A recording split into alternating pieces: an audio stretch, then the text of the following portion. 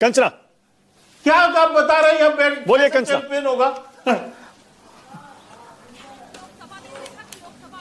आपने आपने आपने म्यूट किया है कंचना, शायद आपने म्यूट किया है कंचना। आपने म्यूट किया है क्या शायद कंचना? देखिए। नहीं म्यूट। हाँ आ रही है, अब आ रही है, बोलिए। हाँ बोलिए बोलिए।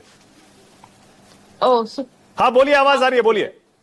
के शर्मा जी, आप तो टारगेट कर लिए आरजेडी को राज्यसभा के बेस पे, लेकिन आप बताइए कि बिहार के विधानसभा में आपके मंत्रिमंडल में परिवारवाद से आने वाले लोग 50% है। दूसरा, आज भी एमएलए के पोस्ट पर सबसे ज्यादा टिकट पिछड़ों को, अति पिछड़ों को, दलितों को, पिछले बार का आंकड़ा आप उठाकर देख लीजिए, और 1990 का जो हमारी 15 साल की सरकार रही उसका भी उठाकर देख लीजिए। मैं आपको चैलेंज करती हूँ, सबसे ज्यादा ओबीसी को, दलित को टिकट देने वाला कोई और पार्टी नहीं, हम है। पिछली बार अल्पसंख्यक को, माइनॉरिटी को, आज भी सबसे ज्यादा माइनॉरिटी के विधायक हमारे पास है 11। आपको बताइए ना, नीतीश कुमार जी की सरकार में कितने विधायक है? आपने राज्यसभा तो टारगेट कर लिया, लेकिन आप अपने ऑर्गेनाइजेशन की भी बात करिए। क्यों नहीं होना चाहिए ऑर्गेनाइजेशन की बात? आज पिछड़ों की बात करते हैं नीतीश कुमार जी, इनके राष्ट्रीय अध्यक्ष कौन?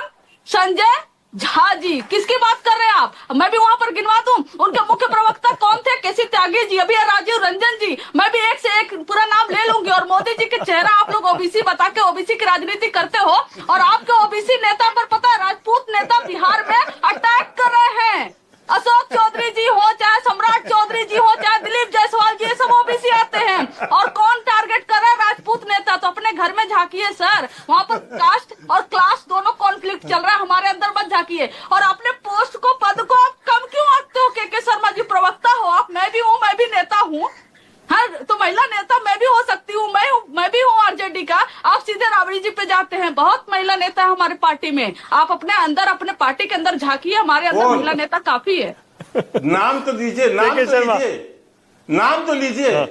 मैं आपको दिखाई नहीं दे रही, महिला नहीं दिख रही हूँ आपको कि मैं इसलिए हंस रहा हूँ मात्र मानक जी कि आरजेडी की नेता एकदम से अपना लाइन लेंथ खो बैठी। मैंने सीधी लाइन पूछी कि राज्यसभा में 5 आपने भेजे, एक उसमें से कोई ओबीसी है क्या? तो अति पिछड़ा दलित कोई है क्या? नहीं बता पाए। और कम से कम बीच में नहीं, बहन जी ओबीसी नहीं है, अबे कुशवाहा जी बीच में मैं नहीं बोलता हूँ, तो आप भी मैं बिल्कुल आंकड़े पे बात करूंगा। मैं आपसे केवल आंकड़े पे बात करूंगा। मुझे पता है आपका टेक्निक डिबेट का, इसलिए मैं जानता हूं अच्छे से। मैं केवल आपके आंकड़े से बात करूंगा। मानक जी मुझे इजाजत दीजिए। मैं मानक जी 15 साल की घटनाओं पे इसलिए नहीं जाना चाहता है, बार बार 15 साल का जिक्र कर रही हैं अपने पिछले कार्यकाल का, जो लालू और राबड़ी देवी का है। सबसे ज्यादा अत्याचार किस पे हुआ? कितने नरसंहार हुए दलितों के?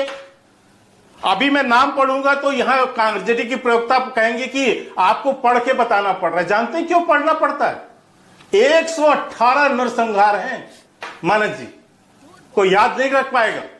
118 नरसंहार हुए राबड़ी देवी और लालू प्रसाद यादव के शासनकाल के अंदर, और सब के सब इनका लाइन लेंथ चेंज अत्याचार केवल दलित समाज पर और केवल पिछड़े समाज पर हुए। ये अपने आप को दलित की मसीहा बताते हैं। क्यों इसके साथ इनसे बाहर है? इसलिए बाहर हो गया क्योंकि आज भी कांग्रेस का तो यहां नाम लेवा नहीं है, ये तो सबको पता है। कुछ भी कर ले, टेंट तंबू लगा ले वहां पर, 2-4 दिन पार्टी कर ले, उससे कुछ नहीं होता वहां पर। मानक जी ऐसे टेंट तंबू हमने खूब देखे। के शर्मा, देश भर में कास्ट सर्वे करवाने के लिए आपको तैयार क्यों होना पड़ा? मान लीजिए ना प्रेशर है आपके ऊपर, दबाव में है। हमने कब मना किया था? तो हमने कब मना किया था सर? आप मुझे एक स्टेटमेंट मेरी भारतीय जनता पार्टी के किसी नेता का दिखाइए जिसमें कहा गया हो कि जाति सर्वे वो नहीं होगा, जाति जनगणना के समय। ये कैसे आपका? ये तो कांग्रेस अपने आप मुंह मुआ मिट्ठू जिसको बोलते हैं वो बनती है, वो हमेशा से। वो तो ये आज कोई भी, आज मोदी सरकार कुछ भी करे, ये तो ये कहते हैं हमने चालू किया था जी, हमने कहा था जी, बस ये बोलते थे, करते कुछ नहीं थे। क्यों नहीं किया 2011 की जनगणना में इन्होंने? क्यों नहीं 2011 में जाति जनगणना नहीं हुई थी क्या?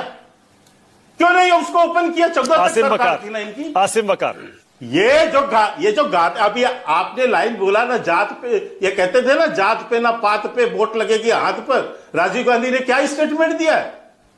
शर्म आ जाएगी कांग्रेस को सुनने के बाद। राहुल गांधी को कभी सुनना चाहिए जाके अपने दादा दादी नाना नानी के बयानों को, तब उनको समझ में आएगा क्या होता है। आसिम वकार और बैठ के ना ये जो स्टाइल मारने से कुछ नहीं होता है आसिम वकार, ये अरे आसिम स्टाइल वकार। मार मार के हरियाणा में जलेबा बन गया।